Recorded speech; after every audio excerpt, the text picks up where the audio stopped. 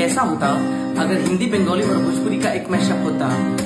जागे जागे रहते थे, खोए खोए रहते थे, करते थे प्यार की बातें, कभी तन्हाई में कभी पुरवाई में होती थी रोज मुलाकातें।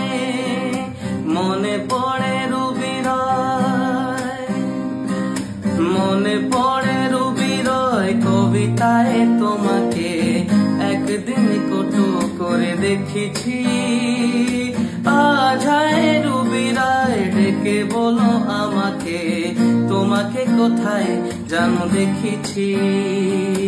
अखिया में बात प्यार कितना, अखिया मिला के देख ला, मोहब्बत बा कितना दिल में, दिल लगा के देख ला।